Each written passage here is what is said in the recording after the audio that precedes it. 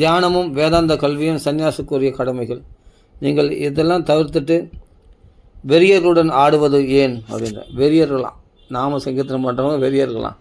என்னவோ ஆடு பாடி குதித்து பைத்தியம் மாதிரி குதிச்சுன்னு ஆடி பாடிஇருந்தால் அவர்கள் பைத்தியக்காரங்க கூட சொல்லுவாங்க.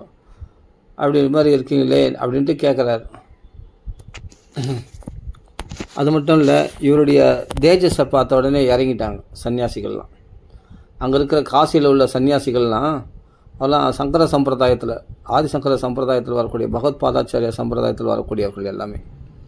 அதனால் எல்லாமே பார்த்தா காவி உடை உடுத்தி கொண்டு அந்த சன்னியாசிகள் இருக்க அவர்கள்லாம் வேதாந்த விசாரம் பண்ணுவாங்க. இப்படி தான் இருப்பாங்க. அவர்கள் சைதன்ய மகாபிரபு பார்த்து இப்படி கேட்குறாரு அந்த பிரகாசானந்தர். பிரபாவே தேக்கியே தோமா சாக்ஷாத் நாராயண ஹீனாச்சார கர கேனே இதே கி காரண. பிரபாவே தேக்கியே தோமா சாக்ஷாத் நாராயண ஹீனாச்சார கர கேனே இதே கி காரண. நீங்கள் சாக்ஷாத் நாராயணர் போல பிரகாசமாக தோன்றுகிறீர். கீழ்நிலை மக்களின் நடத்தையினை ஏற்றுக்கொண்டதற்கான காரணத்தினை தயவு கூர்ந்து விளக்குவீர்களா அப்படின்ட்டு கேட்குறாரு அவர். என்னமோ ஏதோ அற்பர்கள் தான். இப்போது போகஸ்தரெல்லாம் ஏதோ பாட்டு போட்டு பாடின்னு குதிச்சுன்னு இருப்பாங்க. அது மாதிரி கீழ் மக்கள் போல் நீங்கள் ஆடி பாடி குதிச்சுன்னு இருக்கீங்களே, இது என்ன காரணம்? பிரபு கஹே ஷூன ஸ்ரீபாத இஹார காரண குருமோரே மூர்க்க தேஹி கரில சாசன. பிரபு கஹே ஷூன ஸ்ரீபாத இஹார காரண குருமோரே மூர்க்க தேஹி கரில சாசன. ஸ்ரீ சைதன்ய மகாபிரபு பிரகாசானந்த சரஸ்வதியிடம் பதிலளித்தார். அன்புள்ள ஐயா, இதற்கான காரணத்தை கேளுங்கள். என்னுடைய ஆன்மீக குரு என்னை ஒரு முட்டாளாக கருதினார். அதனால் அவர் என்னை கண்டித்தார். என்ன கண்டித்தார்? மூர்க்க துமி தோமார நாஹிக வேதாந்தா அதிகார கிருஷ்ண மந்திர ஜப சதா ஏயி மந்திர சார. ஆஹா. மூர்க்க துமி தோமார நாஹிக வேதாந்த அதிகார கிருஷ்ண மந்திர ஜப சதா ஏயி மந்திர சார. என்னுடைய குருநாதர் கூறினார், நீங்கள் ஒரு முட்டாள். வேதாந்த தத்துவத்தை படிப்பதற்கான தகுதி உங்களிடம் இல்லை. எனவே நீங்கள் அதாவது நிமாய் பண்டிதர்னா ரொம்ப ஃபேமஸ்ஸு. இவரை வேதாந்த விசாரம் பண்ணி இவரை ஜெயிச்சவும் ஒருத்தரும் கிடையாது. அப்படியேப்பட்ட சைதன்ய மகாபிரபு சின்ன வயசுலேயே அப்படியேப்பட்ட பாண்டித்யம், சகல வேதங்களையும் கரைச்சி குடித்தவர், சகல உபநிஷத்துகளும் படித்து கரைச்சி குடித்தவர். இவருக்கு தெரியாத விஷயமே கிடையாது. ஆனால் தன்னை ஒரு முட்டாளாக அவர் சொல்லிக் கொள்கிறார். தன் குருநாதர் என்னன்னா, அப்பா போதனு. ஏன்னா பகவத் பாதாச்சாரியரே என்ன சொல்லியிருக்காருன்னா, மூடமதே நீ நகி நகி ரக்ஷத்துக்கு பஜகோவிந்தம் பகவன் நாமத்தை சொல்லு, அதான் ரகசியம். அது கடைசியில் சொல்லிட்டு போயிட்டார். ஆனால் அந்த சம்பிரதாயத்தில் இவர்கள் ஏற்றுக்கொள்ள மாட்டேன்னு என்கிறார்கள். யார்? இந்த காசியில் இருக்கிற அத்வைதிகள், சன்னியாசிகள். பகவன் நாமத்தை அப்படி வியாக்கியானம் பண்ணிட்டு போயிருக்காரு. ஆனால் அதை விட்டுட்டு இந்த பிரம்ம சத்திய ஜெகத் மித்ய என்ற இந்த கொள்கையில் தான் இவங்க இருக்கிறாங்க. பகவானுக்கு உருவம் இல்லை அப்படின்ற அளவுக்கு இவங்க. அதே சமயத்தில் பிரம்மசூத்திரத்துக்கு ஆதிசங்கரர் பாஷ்யம் பண்ணியிருக்கார். அது தன்னுடைய அத்வைத கொள்கையை நிரூபணம் பண்ணுற அளவுக்கு பாஷ்யம் பண்ணியிருக்கார். அதனால தான் இங்கே இவர்களுக்கு ஒரு பாடம் கற்பிக்கணும், இவங்களுக்கு விஷயத்தை புரிய வைக்கணுக்காக இப்படி அழகாக சொல்கிறார். யார்? சைதன்ய மகாபிரபு. வேதாந்த விசாரணம் பண்ணால் அதெல்லாம் வேதாந்தம்லாம் படித்து மனப்பாடம் பண்ணுறதே ரொம்ப கஷ்டம். மனப்பாடம் பண்ணுறது மட்டும் இல்லாமல் அவர்களில் தத்துவ விசாரம் பண்ணனா அதுக்கு நல்ல அறிவு வேணும், ஞான சாமர்த்தியம் வேணும். அதனால் உனக்கு அந்த அறிவு இல்லை, மூடமதே அப்படின்ட்டு ஆதிசங்கர் பின்னாடி சொல்கிறார் இல்லையா? உன்னுடைய புத்தியினால் எவ்வளோ சாஸ்திரங்களை கிரகிச்சு என்ன ஞான விசாரம் பண்ண முடியும்? உன்னால் முடியாது. அதனால் நான் பஜகோவிந்த பகவன் நாமத்தை சொல்லு, அதான் ரொம்ப விசேஷம் அப்படின்னு என் குருநாதர் சொன்னார். அப்படின்னு இங்கே என்ன சொல்கிறாருன்னா, ஆதிசங்கரர் தான் சொல்கிறார். ஆதிசங்கரர் அதுதான் சொன்னார். பஜ கோவிந்தம் பஜ கோவிந்தம் கோவிந்தம் பஜ மூடமதே சம்பிராப்தே சந்நிஹிதே காலே நஹி நஹி ரக்ஷதி துக்ருங்கரணி அப்படின்ட்டு பாடுவார் இல்லையா? அது ரொம்ப பிடிக்கும் அந்த பாட்டு. அப்போ என்னென்னா இவர்களுடைய குருநாதர் பற்றி தான் சொல்கிறாரு யார் ஆதிசங்கரர். ஆனால் இவர்கள் வந்து அதை பிடிக்காமல் இந்த அத்வைதத்தை மட்டும் படிச்சுக்கிறாங்க. இறைவனுக்கு உருவம் இல்லைன்றது மட்டும் உறுதியாக பற்றி கொண்டார்கள். ஒரு பாகத்தை மட்டும். ஆதிசங்கரர் இன்னொரு விஷயத்தையும் சொல்லிட்டு போயிருக்காரு, பகவான் நாம சொல்கிறேன், அதை பிடிக்கல. அதனால் சொல்கிறாரு, அப்பா உங்கள் குருநாதர் தான் எனக்கு சொல்லியிருக்காரு அப்படின்ற மாதிரி இங்கே சொல்கிறார். மூடமதி புரியுதான். என் குருநாதர் எனக்கு என்ன சொன்னார், இவர் குருநாதர் எங்கே சொன்னார், இவங்க குருநாதர் தான். அதாவது என்னன்னா காசியில் சன்னியாசிகளுடைய குருநாதர் தான் அப்படி சொல்லியிருக்காரு. அதை அவங்க மறந்துட்டாங்கன்றதை ஞாபகப்படுத்துகிறாரு இவர் சைதன்ய மகாபிரபு. மூடமதே, அதனால் வந்து நீ மூர்க்க துமி தோமார நாகிக வேதாந்தாதிகார கிருஷ்ண மந்திர ஜப சதா ஏயி மந்திர சார. அதாவது நம்ம மூடமதியினால் மூர்க்க புத்தியினால் நம்ம வேதாந்தத்துக்கெலாம் அதிகாரம் கிடையாது. வேதாந்த தத்துவத்தை படிப்பதற்கு தகுதி உங்களிடம் இல்லை. எனவே நீங்கள் எப்பொழுதும் ஸ்ரீ கிருஷ்ணனுடைய திருநாமத்தை உச்சரிக்க வேண்டும். இதுவே எல்லா வேத மந்திரங்களுடைய சாரமாகும். கிருஷ்ண பகவானுடைய நாமந்தான் சகல சாஸ்திரங்களுடைய சாரம், சகல மந்திரங்களுடைய சாரம். மற்ற சிறு தேவதைகளுடைய நாமங்களும் உயர்ந்த பரம்பொருளாகிய பகவானுடைய நாமம் ஒன்று கிடையாது. நல்லா புரிஞ்சுக்கணும். சிறு தேவதைகளுடைய நாமத்தை சொன்னால் அதற்கான பலன்கள் மட்டும்தான் கொடுக்கும். அந்தந்த மந்திரங்களுக்கு அந்தந்த சக்திக்கு தான் உண்டு. ஆனால் அகாமகா சர்வகாமகா மோக்ஷகாம உதாரதி. அதனால் ஏத நிர்வித்தியமானாம் இச்சதாம் அகுதோபயம் யோகினாம் திருமணிர்நிதம் ஹரே நாமானு ஹரிநாம பகவானுடைய ஹரியினுடைய நாமம் மட்டும்தான் எல்லா பலன்களும் கொடுக்கக்கூடியது. மற்ற நாமங்கள் மற்ற தேவதைகள் கொடுத்தா அந்தந்த தேவதை இப்போது தாம்பத்தியம் ஒற்றுமை இருக்கணும் அப்படின்னா உமாதேவியை கும்பிட்டா தாம்பத்தியம் ஒற்றுமை இருக்கும் அவர்களுக்கு. அதே மாதிரி நல்லா அஸ்வினி தேவர்கள் ஆயிலை கொடுப்பாங்க, நோயை குணமாக்குவாங்க இல்லையா, அவர்களுக்கு அந்த பலன் மட்டும்தான் கொடுக்க சக்தி உண்டு. அப்போ அந்தந்த தேவர்களை வழிபடும் போது அந்தந்த தேவதைகளுடைய நாமங்களை சொன்னால் அதுக்கான பலன் மட்டும்தான் கிடைக்கும். ஆனால் பகவானுடைய நாமகம் தான் சர்வகாமகா, எல்லா ஆசைகளையும் நிறைவேற்றிக்கொள்ளும், மோக்ஷகாமகா மோட்சத்தையும் கொடுக்கக்கூடியது. அப்போது பகவன் நாமமும் மற்ற தேவருடைய நாமம் ஒன்று கிடையாது. அப்போ ஹரிநாமம் தான் ரொம்ப முக்கியம். அந்த கிருஷ்ண நாமம், அந்த ராமநாமம், ஹரே ராம ஹரே கிருஷ்ணா சொல்கிறோமே, இது தான் வந்து நம்மளுக்கு 4 வித புருஷார்த்தங்களையும் கொடுக்கக்கூடியது. 5வது புருஷார்த்தமாக சொல்லக்கூடிய பிரேமையும் பகவத் பக்தியையும் கொடுக்கக்கூடியது, முக்தியும் கொடுக்கக்கூடியது. இந்த 4 வித புருஷார்த்தங்களையும் முக்தியும் அடங்கிடுது. அறம் பொருள் இன்பம் வீடு. 5வதாக சொல்லக்கூடிய பகவானுடைய பக்தி பிரேமை, இது மோட்சத்தை விட 4 விதமான முக்தியை விட சிறந்தது. அதுதான் பக்தர்கள் விரும்புவாங்க. அதான் சொல்கிறாருங்க, கிருஷ்ண மந்திர ஜப சதா ஏயி மந்திர சார. சகல மந்திரங்களுடைய சாரமாக இது. மற்ற மந்திரங்களில் மற்ற சிறு தேவதைகளுடைய மந்திரங்களும் இதுவும் ஒன்று கிடையாது. கிருஷ்ண மந்திரமும் மற்ற சிறுதேவ மந்திரம் ஒன்று கிடையாது. இது வசத்தி. ஹரியனுடைய நாமம் ரொம்ப வசத்தி. இது எல்லா மந்திரங்களும் இந்த இப்போ ராமநாமத்துக்குள்ளே எல்லா சகசிரநாம தத்துவம் ஆயிரக்கணக்கான நாமங்கள், விஷ்ணு சகசிரநாமமே நீ அவ்வளோ சொல்ல வேண்டியதில்லை. அந்த எல்லா நாமங்களுடைய சக்தியும் இந்த ராமநாமத்துக்குள்ளே அடங்கியிருக்கு அப்படின்ட்டு சிவபெருமான் சொல்கிறார் இல்லையா. இன்றைக்கி மகா சிவராத்திரி, இன்றைக்கி ரொம்ப விசேஷம். அப்படி சிவபெருமானே நம்மளுக்கு சொல்லிட்ட பிறகு அப்புறமா நம்ம அப்பில் வேறு எதுவும் பிரமாணமே தேவையில்லை. அப்படின்போது சகசிரநாம தத்துல்யம் ராமநாமம் வரணும். பகவன் நாமமும் அப்போ மற்ற தேவதைகள் நாமம் ஒன்று கிடையாது அப்படின்னு நம்ம புரிஞ்சுக்கணும். இதுவே 1000 நாமங்களுக்கு துல்லியமானது. அதனால தான் சொல்கிற ஏயி மந்திர சார, சகல வேத மந்திரங்களுடைய சாரமாகும். வேதத்திலுள்ள மற்ற தேவதைகளுடைய நாமங்களும் பகவான் நாமம் ஒன்றாகாது.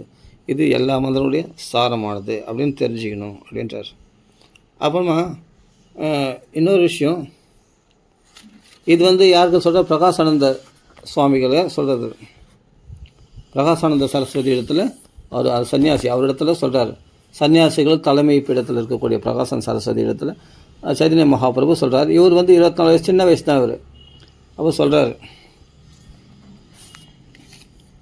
அதே சமயத்தில் அதுக்கப்புறம் சொல்கிறார், கிருஷ்ண மந்திர ஹைதே ஹவே சம்சார மோச்சன, கிருஷ்ண மந்திர ஹைதே ஹவே சம்சார மோச்சன, கிருஷ்ண நாம ஹைதே பாவே கிருஷ்ணேர சரண, கிருஷ்ண நாம ஹைதே பாவே கிருஷ்ணேர சரண. கிருஷ்ண நாமத்தை உச்சரிப்பதால் பௌதிக வாழ்விலிருந்து எளிதாக விடுதலை பெற முடியும். உண்மையில் இந்த ஹரே கிருஷ்ண மந்திரத்தை உச்சரிப்பதால் பகவானின் தாமரை திருவடிகளை எளிதாக காண இயலும். பகவானை சீக்கிரம் தரிசனம் பண்ண முடியும். முதல்ல என்ன சொல்கிறாரு, நாம் பௌதிக வாழ்விலிருந்து எளிதாக விடுதலை பெற முடியும். இந்த பட்டுதல் எல்லாம் கழண்டு போயிடும். நமக்குள்ள ஆசைகள்லாம், உலக ஆசைகள்லாம் நம்மளை விட்டு போயிடும். எல்லாம் ஓரளவுக்கு தாங்க.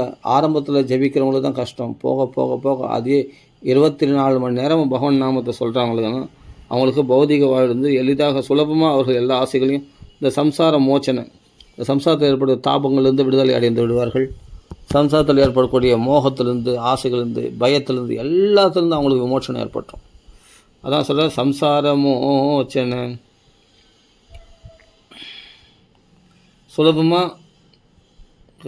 சுலபமாக விடுபட்டு முடியுமா? கிருஷ்ண நாம ஹைதே பாபே கிருஷ்ணே ரே சேரன. அப்போது எல்லா பாவங்களும் அவங்கள விட்டு போய் விடுகிறது.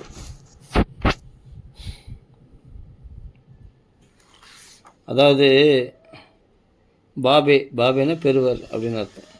கிருஷ்ண நாம ஹைதே பாபே கிருஷ்ணே ரே சேரன.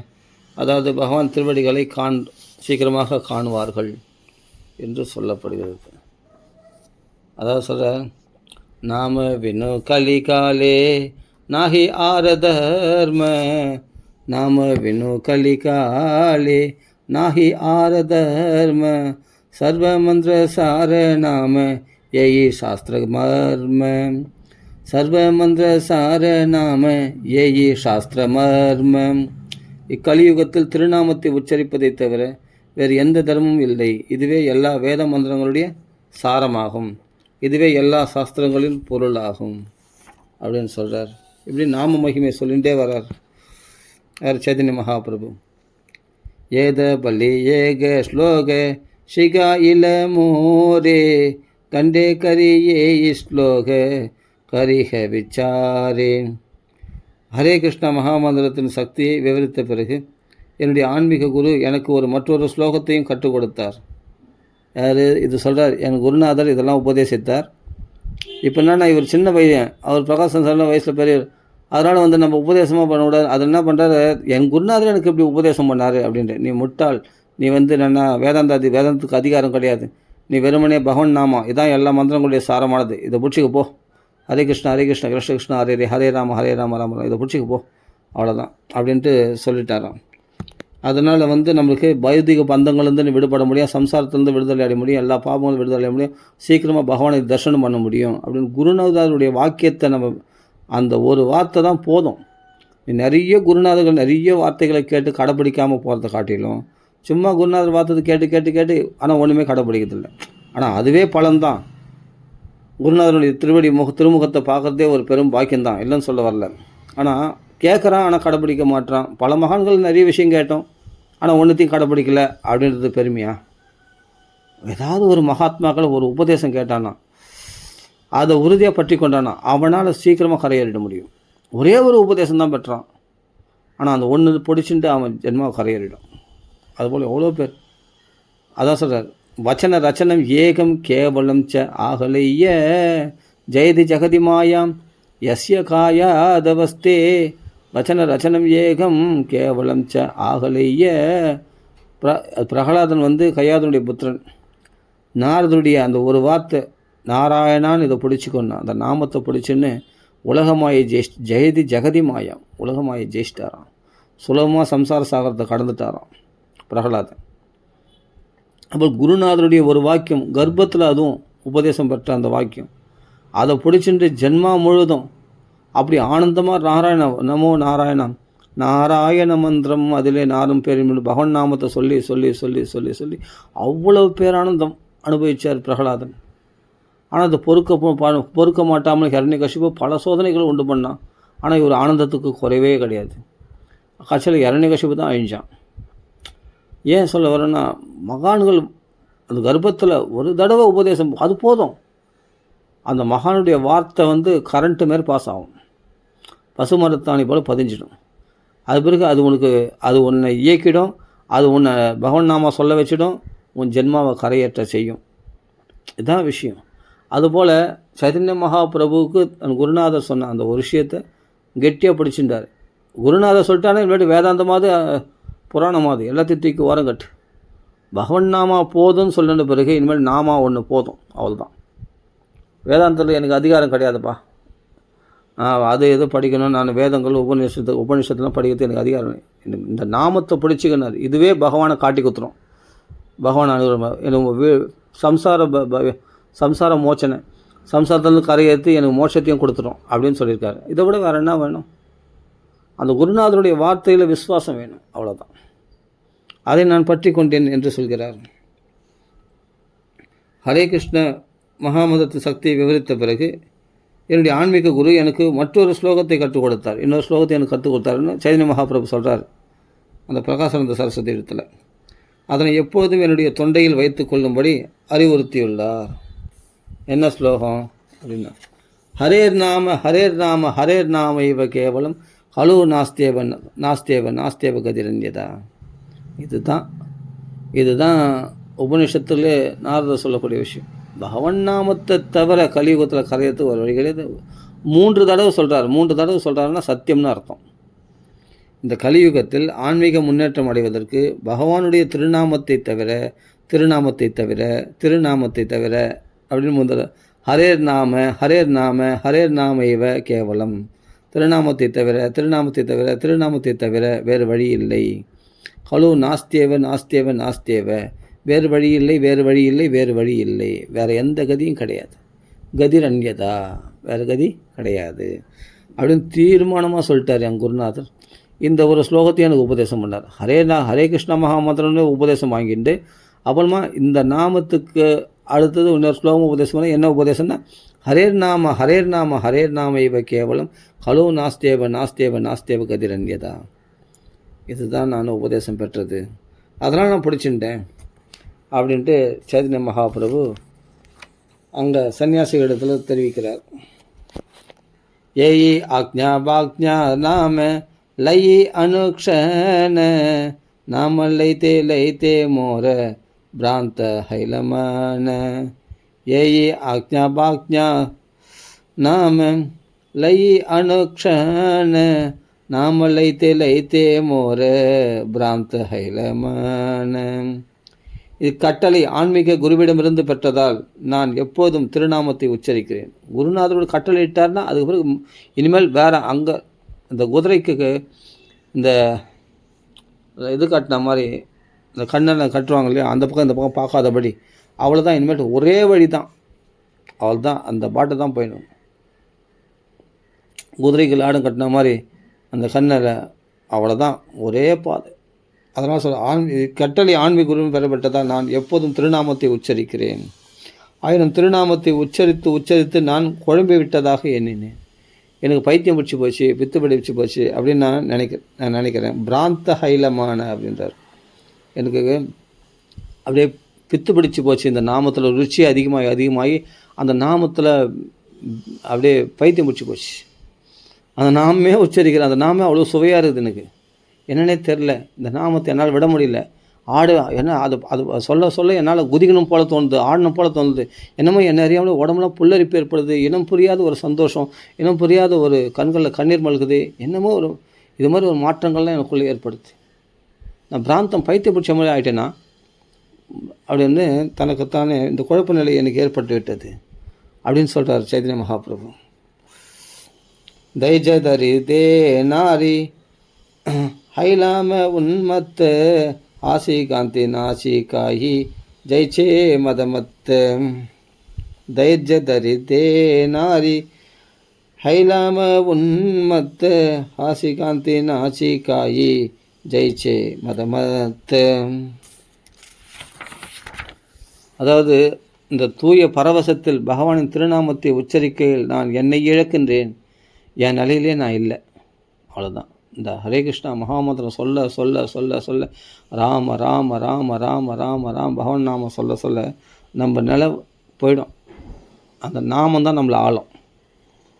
அதனால் பைத்தியம் போல் சிரிக்கிறேன், ஆடுகிறேன், அழுகிறேன், பாடுகிறேன், ஆடுகிறேன், எல்லாம் பண்ணுறேன்.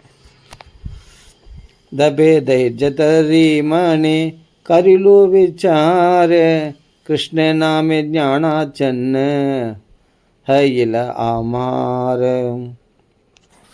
அச்சமயத்தில் பொறுமையுடன் சிந்தித்த போது கிருஷ்ணருடைய திருநாம உச்சாடனம் என்னுடைய எல்லா ஆன்மீக ஞானத்தையும் மறைத்து விட்டது என்பதை உணரத் தொடங்கினேன். வேதாந்தம் என்னடா வேதாந்தம் வச்சாரோ, ஆத்மா வேறு உடல் வேறுன்னு எத்தனையோ எவ்வளோ வேதாந்தம் கேட்டாச்சு. ஏதாவது ஒன்றாவது அனுபவத்துக்கு வந்து தான். ஆனால் இப்போது உடலை மறந்தேன், வீட்டை மறந்தேன், உடம்பையே மறந்துட்டேன். என் நிலையிலே நான் இல்லை. ஆடுறேன், பாடுறேன், குதிக்கிறேன், அழறேன், புலம்புறேன். கிருஷ்ணா வாசுதேவா ஹரே கிருஷ்ணா ஹரே கிருஷ்ணா கிருஷ்ணா கிருஷ்ணான்னு சொல்லும் போது என்னை மறந்தே போயிடுறேன் நான்.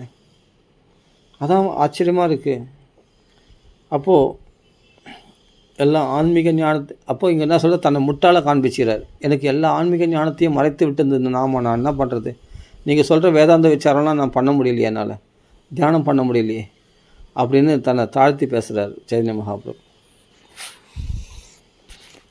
பாகல ஹ இலாங் ஆமி தைஜனா ஹிமனே ஏத சிந்தி நிவேதிலு குரு சரணே. திருநாமத்தை உச்சரித்து பைத்தியமாகி விட்டதை உணர்ந்தேன். இதனை உடனடியாக என்னுடைய ஆன்மீக குருவின் தாமரை திருவடிகளில் முன்வைத்தேன். கிபா மந்திரத்திலா கோசா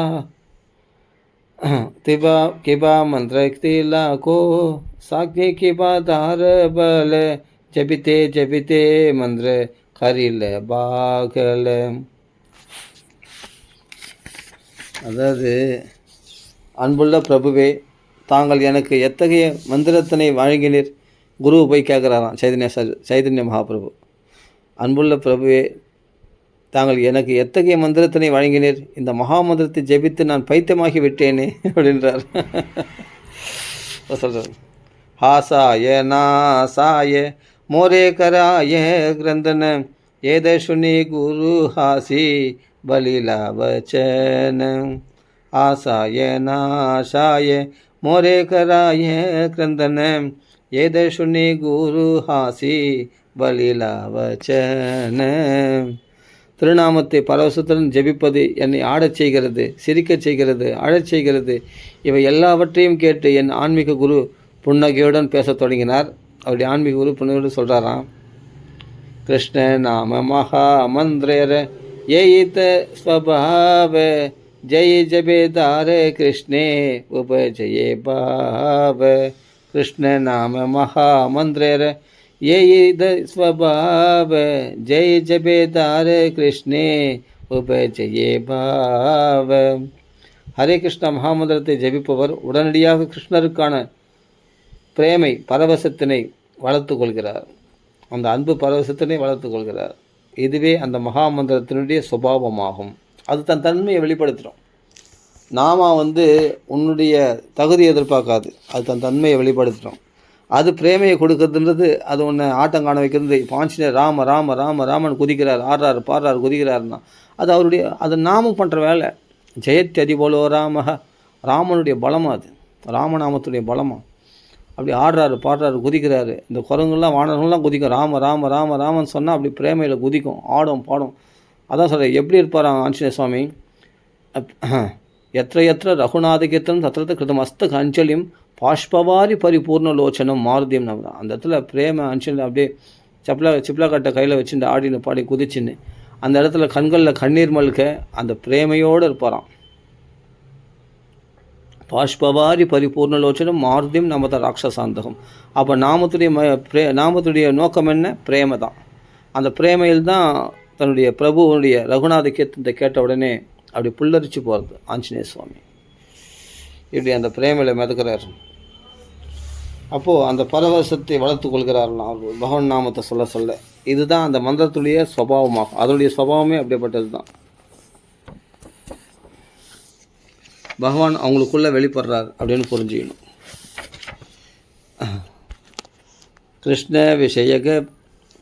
கிருஷ்ண விஷயக பிரேமா பரம புருஷார்த்த ஜார ஆகே த்ரீன துல்லிய சாரி புருஷார்த்த. கிருஷ்ண விஷயக பிரேமா பரம புருஷார்த்த ஜார ஆகே த்ரீன துல்லிய சாரி புருஷார்த்த. அறம், பொருள், இன்பம், வீடு ஆகிய நான்கும் வாழ்வின் குறிக்கோள்களாக அறியப்படுகின்றன. ஒரு மனுஷனா தர்மத்தை கடைப்பிடிக்கணும், பொருள் சம்பாதிக்கணும், இன்பத்தை அனுபவிக்கணும், அவன் கடைசியில் மோட்சத்துக்கு வழி தேடணும். இதுதான் இல்லையா 4 வித புருஷார்த்தங்கள். இதுதான் வாழ்வினுடைய குறிக்கோள்களாக அறியப்படுகின்றன. சகல சாஸ்திரங்கள் தான் சொல்கிறது. ஆயினும் மிக உயர்ந்த 5வது குறிக்கோளான எது 5வது குறிக்கோள் என்ன அப்படின்னா, கிருஷ்ண பிரேமையின் முன்பு அவை தெருவில் உள்ள புல்லை போன்று அற்பமானவையாக காணப்படுகின்றன. இந்த தர்ம அர்த்தம் காமம் மோட்சம் 4 வித புருஷார்த்தங்களும் தெருவில் உள்ள புல்லுக்கு சமமானதான். பகவானுடைய பிரேமைக்கு முன்னாடி அந்த கிருஷ்ண பிரேமை தான் உயர்ந்த லாபமாக அப்படின்னு நீங்கள் சொல்கிறார். பஞ்சம புருஷார்த்த பிரேமானந்த மிருத சிந்து பஞ்சம புருஷார்த்த பிரேமானந்த அமிர்த சிந்து மோக்ஷாதி ஆனந்தச்சார நஹே ஏகபிந்து மோக்ஷாதி ஆனந்தச்சார நஹே ஏகபிந்து. இந்த 5வது பஞ்சம புருஷார்த்தம் 5வது புருஷார்த்தம் சொல்லக்கூடிய இந்த பரவச நிலையை உண்மையாக வளர்த்து கொண்ட பக்தனுக்கு அறம் பொருள் இன்பம் வீடு ஆகியவற்றால் அடையப்படும் இன்பமானது கடலளவு இன்பத்திற்கு முன்னால் நிற்கும் ஒரு துளி இன்பத்தை போன்று தோன்றுகிறது. அந்த பகவானுடைய பிரேம 5வது நிலையாகிய பரவச நிலையை பகவானத்தில் பிரேமையை வளர்த்து கொண்ட பக்தனுக்கு இந்த 4 வித புருஷார்த்தம் அறம் பொருள் இன்பம் வீடெல்லாம் அது எப்படின்னா, கடல் பெரிய கடலில் நான் நீந்துறேன், ஆனந்த கடலில் அதில் ஒரு சின்ன துளி கொடுத்த மாதிரி அந்த கடல் துளி இன்னத்தோண்டு இருக்குது, அதில் போய் அவனை ரமிப்பானா? உப்பு கடல் சொல்ல, அது ஆனந்த கடல். அது அந்த ஆனந்த கடல் ஒரு துளி இன்பம் கொடுக்குது, அதில் ரமிப்பானா? ஆனந்த கடல் பெரிய கடலில் ரமிப்பானா? அப்போ பெரிய கடல் இருக்குது எனக்கு. அந்த தர்மார்த்த காம மோட்சத்தினால் கிடைக்கக்கூடிய இன்பமானது ஒரு கடலினுடைய ஒரு துளி மாதிரியாம், அந்த ஆனந்த கடலினுடைய ஒரு துளி தெவளை மாதிரியாம். ஆனால் பகவான் நாம கீர்த்தனத்தில் மெய்மறந்து போனவர்கள் கடல் போல் ஆனந்தத்தில் அனுபவிக்கிறாங்களாம்.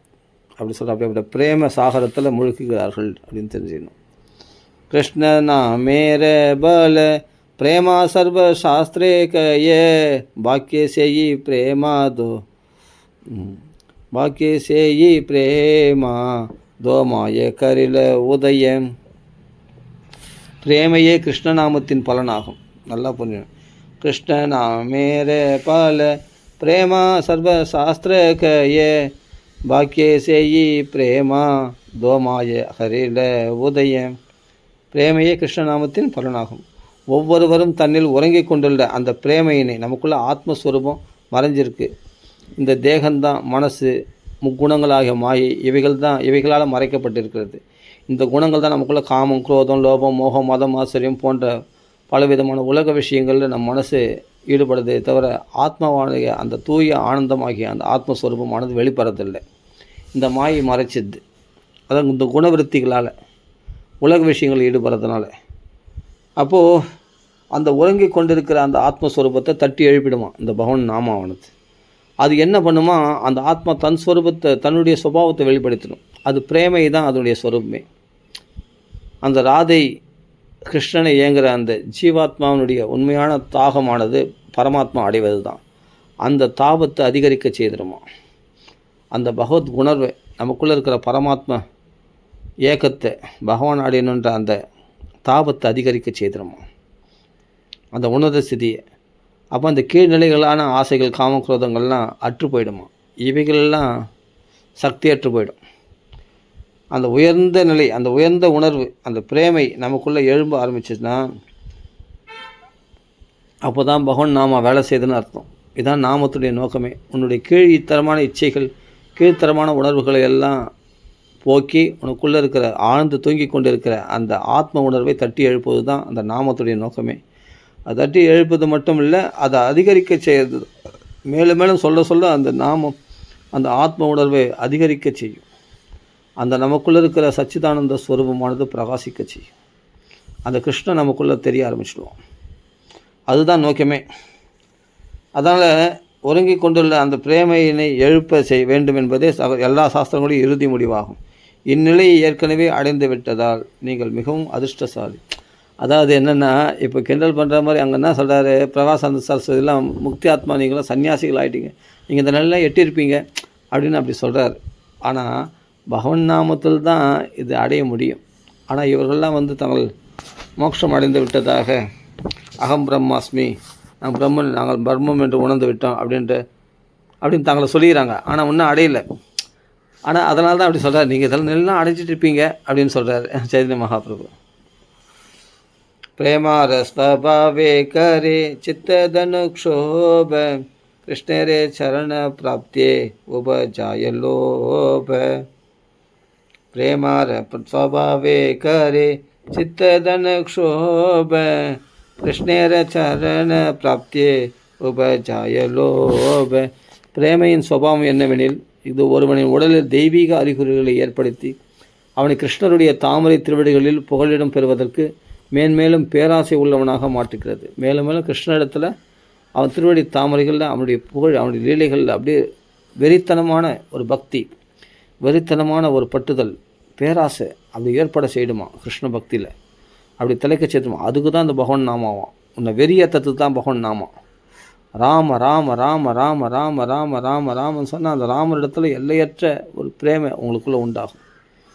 அந்த ஆத்ம உணர்வை தட்டி எழுப்பிடும். உங்களுக்குள்ளே அந்த தூயத்தன்மை, உன்னத உணர்வு உண்டாயிடும் அப்படின்னு சைதன்ய மகாபிரபு சொல்கிறார். பிரேமார ஸ்வபாவே பக்த ஆசே காந்தே காய உன்மத்தஹ ஈயா நாசே இதி உதிதாய.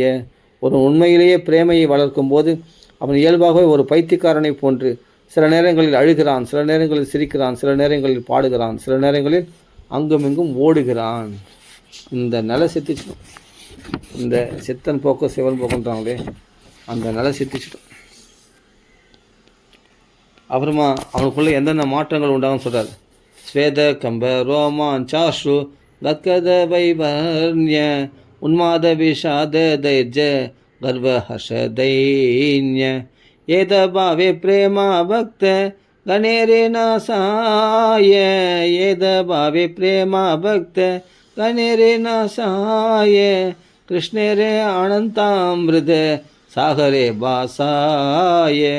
கிருஷ்ணரே அனந்தாமிருத சாகரே பாசாய. வியர்த்தல், நடுங்குதல், புலகாங்கிதம் அடைதல், கண்ணீர் விடுதல், குரல் நடுங்குதல், மேனி வெளுத்து போகுதல், பைத்தியக்காரத்தனம், வருத்தம், பொறுமை, கர்வம், மகிழ்ச்சி, பணிவு, எந்த சமயத்தில் என்ன பண்ணுவானே தெரியும். திடீர்னு மௌனமாக இருப்பான், திடீர்னு குதிப்பான், திடீர்னு சிரிப்பான். என்ன பைத்தியக்கார சேஷ்டெலாம் பண்ணுறான்னு அந்த பகவான் நாமத்தில் அவன் வாழ்கிற உலகமே இப்போ வேறும். அப்படி தான் ராதை பித்து பிடித்தவளாக ஆகிவிட்டாள். கிருஷ்ணா கோவிந்த தாமோதர மாதவேதி பகவான் நாம சொல்லி சொல்லி கோபிகள்லாம் அப்படியே பைத்தியம் பிடித்த மாதிரி அழைக்கிறார்கள். இங்கும் அங்கும் அப்படி கோபிகா பாவம் வந்துடும். அந்த பிரேமையில் என்ன செய்கிறேன்னே தெரியாது. திடீர்னு மௌனமாக இருப்பேன், திடீர்னு பணிவு, யாரை பார்த்தாலும் திடீர்னு வணங்குவாங்க. அந்த மகாத்மாக்கள் பார்த்தா திடீர்னு பார்த்தா தன்னையே பகவான் அப்படி கோபத்தின் உத்தாரணம் பண்ணுற மாதிரி ஒரு சைகை, அவர்களே கிருஷ்ணனாக மாறிடுவாங்க. அவர்களே கோபத்தின் உத்தாரணம் பண்ண, திடீர்னு ஒரு காளியை நத்தனம் பண்ணுற மாதிரி நத்தனம் பண்ணுவாங்க. இப்படிலாம் அவங்களுடைய சேஷ்டைகள்லாம் இப்படி விகாரப்படும். இதெல்லாம் வந்து பௌதிக நிலையில் இல்லைன்னுறதுக்கு இதான் அடையாளம். அவர்களெல்லாம் வைகுண்டவாசிகள், அவரெல்லாம் பாகவத நிஷ்டர்கள். ராதேன்னு சொன்ன உடனே பிரேம அப்படியே பெருக்கெடுத்து விடும். ராதை பேரை சொன்னாலே 6 மாதம் சமாதிக்கு போயிடுவாராம் சுகாச்சாரியன். அப்படிப்பட்ட பிரேமையில் மூழ்கிடுவாங்க அவங்க. பகவான் கிருஷ்ணநாமத்தை சொன்ன உடனே அவர்கள் ஒரு நிலையில் இருக்க மாட்டாங்க. அவங்க திடீர்னு ஆடுறதை பார்த்து சைதன்ய மகாபிரபு அப்படி தான் ஆகிட்டார். தன்னை மறந்து நிலைக்கு போயிட்டார். திடீர்னு மூச்சு அடைந்து வந்துட்டார்னா அவர் உடம்புல பார்த்தா அந்த நாடியை துடிக்காதான், அந்த நிலைக்கு தள்ளப்பட்டுருவாங்க. உடனே பார்த்து அப்புறமா தண்ணி தெளித்து கஷ்டப்பட்டு அப்படி எழுப்பாங்களாம். அது மாதிரி போயிடுவாராம். அடிக்கடி பிரச்சனை ஆகிடுவார். இது வந்து என்னென்னா ராமாயணத்தில் தசரதர் அது மாதிரி ராமர் நினைச்சார்னா உடனே போல் பிரச்சனை நிலை ஒன்று, அந்த பிரச்சனையை இழந்துடுவார். தசரதர் பார்த்தா கௌசல்யா அப்படி தான் பிரச்சனையை இழந்துடுவான். அந்த ராம பிரிவு அப்படின்னா அது அப்படி அந்த நிலை ஏற்பட்டுரும் அவங்களுக்கு. அப்படியேப்பட்ட அதே மாதிரி சீதை அடைந்தாள் ராமரை பிரிஞ்சு. அந்த வந்து என்னென்னா அதான் அந்த பிரேம சமாதி அப்படி ஆகிடும் அவங்களுக்கு. இது ராமாயணத்தில் நிறைய பார்க்கலாம். ஆஞ்சநேயர் சுவாமி அப்படி பகவானுடைய பிரேமையில் அப்படியே மூழ்கிடுவார் தன்னை மறந்து. வானர்கள்லாம் அப்படி ஆகிடுவாங்க. பகவானுக்கு ஒன்றுன்னா அவங்களால தாங்கிக்க முடியாது. பகவான் கஷ்டப்படுறேன்னா அவங்களுக்கு ரொம்ப புழுவாக துடிச்சிடுவாங்க. இது ராமாயணத்துலேயும் பார்க்கலாம். அதே மாதிரி தான் கௌசல்யா அப்படியே துடிச்சிட்டா ராமருக்கு ஒன்றுன்னா. அதே சீதையை துடிச்சிட்டா, சீதையை நினச்சி ராமர் துடிக்கிறதும், ராமர் நினச்சி சீதையை துடிக்கிறதும், இதெல்லாம் ராமாயணத்தில் நிறைய பார்க்கலாம். அப்படியே தசரதை தான் ரொம்ப துடித்தார் ராமர் பிரிவு தாங்க முடியாமல். அடிக்கடி மூர்ச்சி அடைந்துடுவார் இல்லையா. இதெல்லாம் ஏற்படும். இதெல்லாம் வந்து பக்தர்கள் வாழ்க்கையில் ஒத்தவர் வந்து அப்படியே பிரக்ஞை நிலை தவறிட்டாரே, கிருஷ்ணா சௌக்கியமானு கேட்ட உடனே இதில் அடுத்த நிமிஷத்தில் அப்படியே மூச்சு அடைந்துட்டார். அந்த வைகுண்ட லோகத்தையே போயிட்டார் அவர் மனசு. அப்படி ஆகிடுமா, அப்படி உடம்பு வேர்த்து போயிடுமா, உடம்பு நடுங்குமா, புலகாங்கிதம் அடையுமா, கண்ணீர் விடுவாங்களாம், குரல் நடுங்குதல், மேனி வெளுத்து போதல், பைத்தியக்காரத்தனம் இங்கே ஓடுறது அங்கே ஓடுறது, எல்லாம் புலம்புறது, என்ன பேசுகிறானே தெரியாது. வருத்தம், பொறுமை, கர்வம், மகிழ்ச்சி, பணிவு முதலியவை பரவசமான பிரேமையின் பல்வேறு இயற்கையான அறிகுறிகளாம். இதெல்லாம் சிம்டம்ஸ். ஒரு பக்தன் ஹரே கிருஷ்ண மந்திரத்தை உச்சரிக்கும் போது இவை அவனை ஆடச் செய்கின்றன, தெய்வீக ஆனந்த பெருங்கடலில் மிதக்கச் செய்கின்றன அப்படின்னு சொல்கிறாருங்க. கிருஷ்ணரே ஆனந்தாமிரித சாகரே பாசாய பால ஹைல பாயிலே துமி பரம புருஷார்த்த தோமார பிரேமே தே ஆமி ஹைலாங்கிரிதார்த்த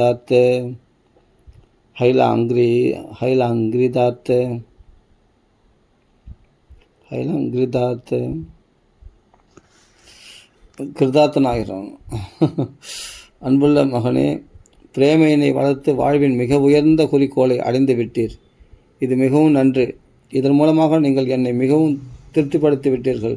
நான் உங்களுக்கு மிகவும் கடன்பட்டவனாகிறேன் அப்படின்னு அவர் குருநாதர் சொன்னாராம். யார்? சைதன்ய மகாபிரபு சொல்கிறார். இது பிரகாசன் சார் சொல்றதுக்குள்ள என் குருநாதர் அப்படி சொன்னார் அப்படின்றார். எனக்கு இது மாதிரி ஒரு நிலை ஏற்பட்டது அப்படின்னா, நாசகா ஓ பக்த சங்கேகர சங்கீத்தன கிருஷ்ண நாம உபதேசி தார சர்வஜன. அன்புள்ள மகனே, தொடர்ந்து ஆடுவாயாக பாடுவாயாக. அவங்க குருநாதர் அப்படி சொல்கிறாராம். யார்? சைதன்ய மகாபிரபு தன்னுடைய குருநாதர் அப்படி சொன்னாராம். ஆடுவாயாக பாடுவாயாக, பக்தர்களின் சங்கத்தில் சங்கீர்த்தனம் புரிவாயாக, மேலும் கிருஷ்ணநாம உச்சாடனத்தின் மகிமையினை வெளியே சென்று பிரச்சாரம் செய்வாயாக. இந்த வழிமுறையை கொண்டு உம்மால் எல்லா வீழ்ச்சியுற்ற ஆத்மாக்களையும் விடுவிக்க இயலும். இந்த பகவன்னாம பிரச்சாரத்தினால எல்லா ஆத்மாக்களும் உங்களை விடுவிக்க முடியும். நம்மளுக்கே ஆசையாக இருக்குது பாருங்கள், அதை படிக்கும்போதே இந்த ராமநாமம் பிரச்சாரம் பண்ணணும், நிறைய ராமநாமம் சொல்ல வைக்கணும் அப்படின்னு, ஹரே கிருஷ்ணா சொல்ல வைக்கணும், பகவன் நாமத்தை சொல்ல வைக்கணும், நாம பிரச்சாரத்துக்கு ஃபுல்லாக ஹெல்ப் பண்ணணும். இந்த வீழ்ச்சி அடைந்த ஆத்மாக்கள் இவ்வளோ பெரிய மாற்றத்தை பகவானே பிடிச்சி கொடுத்துடக்கூடியது. நமக்குள்ளே அந்த பிரேம நிலை, அந்த பக்தி பாவ நிலை, அப்படியே உடம்பு ஒரு நிலையில் இருக்காது. அது பைத்தியம் பிடிச்ச மாதிரி ஆகிடும். இது ராமகிருஷ்ண பரமஹம்சரத்தில் ஒரு சீடன் வந்தோடனே எனக்கு பக்தி வேணும்னு கேட்டதுக்கு 3 நாள் அவருக்கு பித்து பிடிச்ச மாதிரி ஆகிப்போச்சு. அவர் வீடே தெரில, மனைவி யார், குழந்தை என்னமே எது கேட்டாலும் பதில் சொல்ல தெரில. அப்படி பித்து பிடிச்ச மாதிரி என்ன பண்ணுறதுனே அவருக்கே தெரில. அப்போ அந்த உண்மத்த நிலையை மாற்றணுன்ட்டு அப்புறமா கேட்ட பிறகு தான் ராமகிருஷ்ண பரமஹம்சர் அதை மாற்றினாராம். அந்த நிலையை சித்திட்டோம். அந்த நிலை மகான்களிடத்தில் ஈஸியாக கொடுத்துட முடியும். அதனால் நாம உச்சாரண மகிமையினை வெளியே சென்று பிரச்சாரம் செய்வாயாக. யார் சொல்கிறது? குருநாதர், சைதன்ய மகாபிரபுடைய குருநாதர் சொல்கிறாராம். இந்த வழிமுறையை கொண்டு உம்மால் எல்லா வீழ்ச்சிட்ட ஆத்மாக்களையும் விடுவிக்க இயலும். இதுதான் பண்ணு, இது பிரச்சாரம் பண்ணு. இது இங்கே சைதன்ய மகாபிரபு இதையும் சொல்கிறாரு. அதே சமயத்தில் இந்த மூடமதின்னு சொல்கிறது என்னென்னா, அது ஆதிசங்கரும் சொல்லியிருக்கார், அதை ஞாபகப்படுத்தினார். ஆனால் இவருடைய குருநாதருடைய உபதேசத்தையும் இங்கே சொல்கிறார். எல்லாத்தையுமே தான் சொல்கிறார். ஏத பலி ஏக ஸ்லோக சிகா இல்ல மோரே பாகவதேர சாரே ஏ பலே பாரே பாரே பாகவதேரே சாரே ஏ பலே பாரே பாரே. இவ்வாறு கூறிய என் ஆன்மீக குரு ஸ்ரீமத் பாகவதத்திலிருந்து ஒரு ஸ்லோகத்தை கற்றுக் கொடுத்தார். இது பாகவத உபதேசங்கள் அனைத்திற்கும் சாரம் என்பதால் அவர் இந்த ஸ்லோகத்தை மீண்டும் மீண்டும் உச்சரித்தார். என்ன ஸ்லோகம்? ஏவம் பிரதஸ்வ பிரிய நாம கீர்த்தியா ஜாதானுராகோ திரதச்சித்த உச்சகி அசத்யதோரோதிதி ரௌதிகாயதி உன்மத்தவன் நிருத்யதி லோக பாஹ்யஹ. ஒரு ஏவம் பிரதஸ்வ பிரிய நாம கீர்த்தியா ஜாதானுராகோ திரதச்சித்த உச்சகி அசத்யதோரோதிதி ரௌதிகாயதி உன்மாதவன் நிருத்யதி லோக பாஹ்யஹ. ஒரு உண்மையான முன்னேற்றத்தை அடைந்து தனக்கு பிரியமான பகவானின் திருநாமங்களை உச்சரிப்பதில் நல்லா புரிஞ்சுக்கணும். அது ஹரே கிருஷ்ணா மகாமந்திரம் மட்டும் கிடையாது. நீ எந்த நாமத்தும் உனக்கு பிரியமுள்ள பகவான் நாமத்தை எது வேணாலும் சொல்லலாம். அது ரொம்ப விசேஷம். தாரக மந்திரம்னா ராமநாமம் நம்ம சொல்கிறது, நாங்கள் சொல்கிறது ராமநாமம். இதுதான் எந்த நாமம் உனக்கு பிரியமுள்ள நாமமாக இருக்கணும். உங்களுக்கு பிடிக்கும். மனத்துக்கு இனியானை பாடவும் நீ வாய்த்திறவாய். இதை விட மனத்துக்கு இனிமையான ஒரு நாமம் உண்டா ராமநாமத்தை விட? அதுதான் ஆண்டார் சொல்கிறாரு, மனத்துக்கு இனியானை பாடவும் நீ வாய்த்திறவாய். பகவன் நாமத்தை ராமராமான்னு சொல்கிறதுக்கு வாய்த்தரு, அதுக்கு மட்டும் வாய்த்தரு, மற்றதெல்லாம் வாய்த்தந்து பேசாது, வேஸ்ட்டு, காலம் விரயமாகும். ராமநாமம் சொல்கிறதுக்கு மட்டும் வாய்த்தரு. அதுதான் ஆண்டாள் உபதேசம். ஒரு உண்மையான முன்னேற்றத்தை அடைந்து தனக்கு பிரியமான பகவானின் பிரியமுள்ள பகவான் நாமத்தை, உனக்கு பிடிச்ச நாமத்தை, உனக்கு ஹரே கிருஷ்ணா படினா ஹரே கிருஷ்ணா, ஹரேராம படினா ஹரேராம், ராமராமன் படினா தாராளமாக ராமராமான்னு சொல்லு. சுலபமாகவும் இருக்குது, பிரியமாகவும் இருக்குது, ரம்யமாக இருக்குது ராமநாமம் தான். அதுதான் சொல்லிகிட்டே இரு. பிரியமான பகவான் திருநாமங்களை உச்சரிப்பதில் இன்பம் அடையும் போது அவன் பட்டுதல் கொண்ட நிலையில் திருநாமத்தை பலமாக உச்சரிக்கிறான். அந்த நாம ராம ராம ராம ராமன் சொல்லும்போது இன்னும் பலமாக உச்சரிப்பான். அது சொல்கிறது ஏதோ ஒரு போதை இருக்குது, ஏதோ ஒரு போதை, ஏதோ ஒரு ஆனந்தம் இருக்குது, ஏதோ ஒரு வசீகரம் இருக்குது. அவன் பலமாக உச்சரிக்கிறான், உடனே சிரிக்கிறான், அழுறான், கிளர்ச்சி அடிக்கிறான், பித்தனை போன்று பாடுகிறான். அருகில் இருப்பவர் யாரை பற்றியும் கவலைப்படுவதில்லை. ஐயோ உலகம் தான் நினைக்கும், இவங்க பார்க்குறாங்களே, அவங்க பார்க்குறாங்களே, வெக்கமாக இருக்குது, கூச்சமாக இருக்குது, அதெல்லாம் ஒரு கண்ட்ரோல் வரைக்கும் தான், ஒரு நிலைக்கு வரைக்கும் தான். தொடர்ந்து இந்த நாம ருச்சி ஏற்பட்டுச்சுன்னா அப்புறமா கத்த ஆரம்பிச்சிடுவான். எவன் என்ன நினச்சா எனக்கு நடாவில், எவன் என்னென்ன நினச்சி போகிறான், அவனுக்கு கூட சேர்ந்து நாமா சொல்லிட்டோம், அவன் காதலையும் போய் இந்த நாமா விழட்டும் அப்படின்னு சொல்லிட்டு குதிக்க ஆரம்பிச்சிடுவான். எல்லாம் ஒரு அளவு தான் கண்ட்ரோலு. தொடர்ந்து நாமத்தை சொல்ல என்ன பண்ணால் இவன் கண்ட்ரோல் இழந்துவான். அது நாம வேலை செய்ய ஆரம்பிச்சிடும். என்னென்னா லோக பாக்கியா, வெளியில் யார் இருக்காங்கன்னா வராங்களா போகிறாங்களா எதுவுமே தெரியாது. அந்த நிலைக்கு உயர்த்தணும் பகவான் நாமம். ஏ தார வாக்கியே ஆமி திரிட விஸ்வாச தரி நிரந்தர கிருஷ்ண நாம சங்கீதன கரி சேயி கிருஷ்ண நாம கபு காவோ யாய நாசாய காஹி நாசி நாஹி ஆமி ஆபன இச்சாய. ஆன்மீக குருவின் இந்த வார்த்தைகளை நான் உறுதியாக நம்புவதால் தனிமையிலும் பக்தர்களின் சங்கத்திலும் பகவானின் திருநாமத்தை எப்போதும் உச்சரித்து கொண்டுள்ளேன். பகவான் கிருஷ்ணரின் அந்த திருநாமம் சில நேரங்களில் என்னை பாடவும் ஆடவும் வைக்கிறது. அதனால் நான் பாடுகிறேன், ஆடுகிறேன், நானாக விரும்பி இதனை செய்கிறேன் என்று நினைக்க வேண்டாம். நான் இதனை இயல்பாக செய்கிறேன். எனக்கு என்னமோ தெரியல, அப்படி செய்யணும்னு தோன்று செய்கிறேன், அவ்வளோதான். எனக்கு நானாக செய்யணும், இப்படி பண்ணணும், அப்படி பண்ணணும், வேஷம் போடணும், 4 பேர் பார்க்கறதுக்கு ஆடணும், அப்படிலாம் கிடையாது. அது என்னமோ என்ன ஆட சொல்லுது, பாட சொல்லுது, குதிக்க சொல்லுது, என்னை இயக்கி கொண்டு இருக்கிறது அந்த நாமம். அந்த நாம பித்து. கிருஷ்ண நாமே ஜெய் ஆனந்த சிந்து ஆஸ்லா ஆஸ்பாதன, கிருஷ்ண நாமே ஜெய் ஆனந்த சிந்து ஆஸ்பாதன, பிரம்மானந்த தார ஆகே காதோதக சம. ஹரே கிருஷ்ண மந்திரத்தை உச்சரிப்பதால் பெறப்படும் தெய்வீக ஆனந்த கடலுடன் ஒப்பிடுகையில் அருவ பிரம்மத்தை உணர்வதால் அடையப்படும் இன்பமானது பிரம்மானந்தம் கால்வாய்களில் செல்லும் ஆழமற்ற நீரை போன்றதாகும். இது அற்பமான நீர் போல இது அருவ பிரம்மத்தை, இறைவனுக்கு உருவம் இல்லைன்றது அந்த அந்த பிரம்ம ஜோதியில் இருக்கக்கூடிய ஆனந்தம் இருக்கே, அந்த பிரம்ம ஜோதியை பார்த்துட்டா பெரிய ஆனந்தம் சொல்கிறாங்களே, அந்த ஆனந்தம்லாம் ஒன்றுமே கிடையாதான். அது கால்வாயில் இருக்கிறக்கூடிய சின்ன நீர் மாதிரி, இது பெரிய கடல் மாதிரி. இந்த கடலுக்கும் இந்த காவா நீருக்கும் மடுவுக்கும் கடலுக்கும் வித்தியாசம் இல்லையா? இதுவும் அதுவும் ஒன்றாயிடுமா? சின்ன மடு, சின்ன ஒரு குட்டை, அதில் இருக்கிற தண்ணி ஏமாத்திரம். ஒரு பெரிய கடல் எவ்வளோ பெருசு, அந்த கடல் அளவுக்கு ஆனந்தம் கொடுக்கக்கூடியதான் பகவான் நாம சங்கீர்த்தனம், பகவத் பக்தி பிரேமை. ஆனால் இந்த பிரம்மானந்தம் சொல்லக்கூடிய பிரம்ம ஜோதியில் கிடைக்கக்கூடிய ஆனந்தமானது இந்த கொட்டையில் இருக்கிற சின்ன ஆனந்தம் போலவும். இதுவே ஆக ஓகன்றோம் ஞானிகள்லாம் அப்படின்னு புரிஞ்சுக்கணும். பிரம்மானந்தோ பவேத்யேஷ சேத் பராத்த ருணீகிருத நைதி பக்தி சுகம் போதே பரமானு தோலாமபி.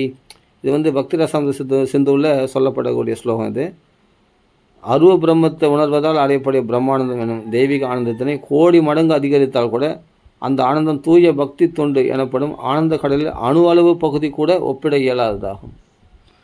அந்த பிரம்மானந்தமானது பிரம்ம ஜோதியில் கிடைக்கக்கூடிய ஆனந்தமானது ஒரு அணு போலவும், இது கடல் போலவும். பக்தி பிரேமானந்தம்.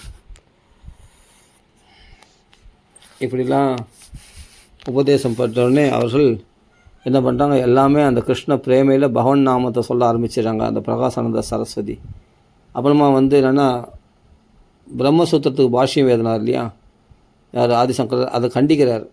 அவர் அத்வைத கொள்கையை நிரூபிக்கும்போது அந்த வியாக்கியானம் சரியான வியாக்கியானம் இல்லை, பிரம்மசூத்திரத்துக்கு வியாக்கியானம். அதனால தான் பின்னாடி இது போல் ஆதிசங்கரர் போன்ற தப்பான ஒரு தப்பாக வியாக்கியானம் பண்ண போகிறான்னு தெரிஞ்சே தான் வியாசாச்சாரியர் என்ன பண்ணார், பாகவதத்தை எழுதினார்.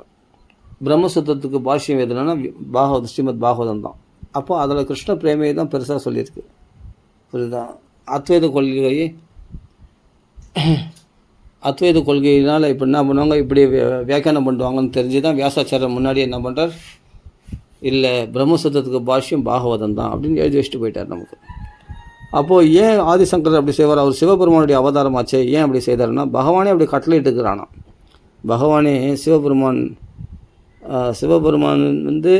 ஆதிசங்கராக அவதரிக்கும் போதே பகவானுடைய கிருஷ்ணருடைய கட்டளை அனுசரித்து அப்படி ஒரு பிரம்மையை உண்டு பண்ணுறதுக்காக பகவானுடைய கட்டளை அனுசரித்து அவர் இது மாதிரி குழப்பத்துக்காக இந்த பிரம்மசூத்திரத்தை அத்வைதத்தை பிரச்சாரம் பண்ணாராம். ஏன்னா அத்வைதம் ஏன் தேவைன்னா சூன்ய நிலை, புத்த அவதாரத்தில் சூன்யத்தை பிரச்சாரம் பண்ணியிருந்த காலம், அந்த சமயத்தில் அதை முறியடிக்கிறதுக்கு பகவானை, சூன்யம்னா பகவானே இல்லைன்ற மாதிரி ஆகிடும். அருவ பிரம்மம் கூட இல்லைன்ற ஆகிடும். அந்த அருவ பிரம்மத்தை ஸ்தாபிக்கிறதுக்கு, இறைவன் ஒருத்தன் உண்டு அப்படின்னு ஸ்தாபிக்கிறதுக்கு ஆதிசங்கரர் அந்த கொள்கை, அதாவது அந்தந்த யுகத்தில் அந்தந்த டைமில் அது தேவைப்பட்டது. அதனால் சிவபெருமானே என்ன பண்ண, ஆதிசங்கரர் அந்த பிரம்ம ஜோதி உண்டு, பகவான் உண்டு அப்படின்றத அத்வைத சம்பிரதாயத்தை அங்கே நிர்மாணிக்க வேண்டிய சூழ்நிலை ஏற்பட்டது. எடுத்ததுமே உருவம்னு சொன்னால் நம்ப மாட்டாங்க. ஆனால் அந்த சூன்ய நிலையிலேருந்து கொஞ்சம் மேல் நிலைக்கு வரணும்னா பிரம்மஜோதி நிலைக்கு வரணும் அப்படின்றதுக்காக அது பகவானுடைய ஏற்பாடு. அதனால்தான் இந்த அத்வைத நிலையை ஸ்தாபிக்கிறதுக்காக அவர் போராடினார் ஆதிசங்கரர். ஆனால் உள்நோக்கம் என்னென்னா பகவான் அடையிறது தான், நல்லா புரிஞ்சுக்கணும். அதனால தான் அவரே சில இடத்துல சொல்லியிருக்கார், சிவபெருமானே பகவான் தான், நாராயணன் தான் பரதெய்வம் அப்படின்ட்டு நிறைய இடத்துல சொல்லியிருக்கார். ஆதிசங்கத்தில் ராதாகிருஷ்ண பாவத்தையும் அவர் அனுபவிச்சிருக்கார். யார்? ஆதிசங்கரர். அதையும் பார்க்கணும். வெறும் அத்வைதம் மட்டும் ஸ்தாபிக்கலை, அதுவும் புரிஞ்சிக்கணும். அதனால் பகவானுடைய கட்டளை அனுசரித்து அவர் உலகத்தை மயக்கத்துக்கு இப்படி பிரம்மசூத்திரத்துக்கு வேறு மாதிரி பாஷ்யம் பண்ணிட்டார். ஆனால் நம்ம அதை ஏற்றக்கூடாது, அதை புரிஞ்சுக்கணும். ஏன்னா முட்டாள்களை குழப்பறதுக்காக. ஆனால் பாகவதரில் குழப்பத்துக்கு கிடையாது. குழப்பத்துக்கு பாகவதம் வந்துடுவாங்களே, அவங்க பக்தி உள்ளவங்க தன்னாலே பாகவதம் வந்து, அப்போது பிரம்மசூத்திரத்துக்கான பாஷ்யம் அவங்களுக்கு கட்சிடம் இல்லையா, அவங்க கஷ்டப்பட வேண்டியதில்லை. அதனால் இது பகவானுடைய ஏற்பாடாம், சிவபெருமான விஷ்ணுவும் செய்த ஏற்பாடு இது. அதனால தான் இந்த அத்வைத கொள்கையில் பிரம்மசூத்திரத்துக்கு ஆதிசங்கர பாஷ்யம் பண்ணது அது கண்டிக்கத்தக்கது, அது சரியான பாஷ்யம் கிடையாது அப்படின்னு சைதன்ய மகாபிரபு கண்டித்து, அப்புறம் ஸ்ரீமத் பாகவதம் தான் தெளிவான வியாக்கியானம் அப்படின்ட்டு சொல்கிறார். சொன்ன பிறகு புரிஞ்சுண்டு, ஆமாம் இது ஒத்து வரல, பிரம்மசூத்திரத்துக்கு ஆதிசங்கருடைய வியாக்கியானம் ஒத்து வரல, பொருந்தலை, நிறைய விஷயம் பொருந்தலை அப்படின்னு பிரகாசானந்த சரஸ்வதி சுவாமிகளே சொல்கிறாராம். யார்? காசியில் உள்ள அத்வைதிகளை அவர்கள் தலைமையான இவரே சொல்கிறார், ஆமாம் பொருந்தலை, என்னமோ சரி, ஆனால் நாங்கள் அந்த குரு வழியில் வந்ததுனால நாங்கள் அதை ஏற்றுக்கொண்டோமே தவிர, ஆனால் உண்மையிலே பார்த்தா அது பொருந்தலை. அவர் வியாக்கியானம் பண்ணது, யார்? ஆதிசங்கர் வியாக்கியானம் பண்ணது பார்த்தா பொருந்தலை அப்படின்னு ஒத்துக்குன்னு அப்புறமா சொல்ல, நீங்கள் சொல்கிறது தான் கரெக்டு அப்படின்னு சில வியாக்கியானங்கள் பண்ணுறாரு. அதாத்தோ பிரம்ம ஜிக்ஞாசா ஜென்மாத்தியதா அப்படின்னு அந்த ஸ்லோகம்லாம் அதனுடைய பொருள்லாம் நிறைய சொல்கிறாரு. சொன்ன உடனே சைதன்ய மகாபிரபு அதுக்கு பிரம்மசூத்திரத்துக்கு அந்த விளக்கம்லாம் கொடுத்த போது அவர்கள் புரிந்து கொண்டு அப்புறம் எல்லாருமே பகவான் நாமத்தை சொல்ல ஆரம்பிச்சிட்டாங்க. சைதன்ய மகாபிரபு வழியிலே வந்துட்டாங்க. எல்லாமே அந்த அத்வைதிகள் எல்லாமே கிருஷ்ண பக்தர்களாக மாறினார்கள். அதுக்குன்னே பகவான் வந்தார், சைதன்ய மகாபிரபுவாக அவதாரம் பண்ணி. அப்படி பகவானுடைய பிரேம தான் முக்கியம். பகவான் நாம சங்கீர்த்தனை சன்னியாசியாக எடுத்துட்டு கொண்டு பகவான் நாமத்தை சொல்லாமல் நீ வேதாந்த விசாரம் பண்ணுறேன்னு சொன்னால் உன் புத்தி ஏமாத்திரம். நீ எவ்வளோ வேதாந்த விசாரம் பண்ணி நீ அனுபவத்துக்கு வராமல் என்ன பிரயோஜனம்? ஆனால் பகவான் நாம சொல்லும்போது ஆடுறாரு பாடுற குதினா தன் நிலையில் இருந்தால் அப்போ அனுபவத்துக்கு வந்துட்டாருன்னு அர்த்தம். அனுபவம் முக்கியமாக இல்லைன்னா சாதனைகள் முக்கியமான சாதன அனுஷ்டானங்கள் பண்ணி வேதாந்த விசாரம் பண்ணி என்ன அனுபவத்தை பெற்ற சொல்லு பார்க்கலாம். அதுவும் கலியுகத்தில் என்ன பண்ண முடியும்? ஒன்றுமே இல்லை. கலோ தோஷ நிதே ராஜன் அஸ்தியோக மகான் குணகா கீர்த்தனா தேவ கிருஷ்ணஸ்ய முக்த சங்கம் பரம்பிரஜேத் அப்படின்னும் போது பகவன் நாமத்தை கிருஷ்ணநாமத்தை சொல்கிறது ஒன்று தான் ஒரே வழி. வேறு எதனாலும் நாஸ்தேவ வேறு எந்த வழியும் கிடையாது, வேறு எந்த வழியும் கிடையாது. 3 தடவை திருப்பி சொல்கிறார் ஆணித்தரமாக. பகவன் நாமத்தை சொல்லு, இதுதான் ஜென்மாவை கரையேற்றம். மற்றதெல்லாம் உன்னால் எதையும் செய்ய முடியாத நிலையில் தான் நம்ம தள்ளப்பட்டோம். நாம் எதுக்கு லாய்க்கு அப்படின்னா பகவன் நாமம் சொல்கிறது மட்டும்தான் லாய்க்கு. இதை சொல்லு,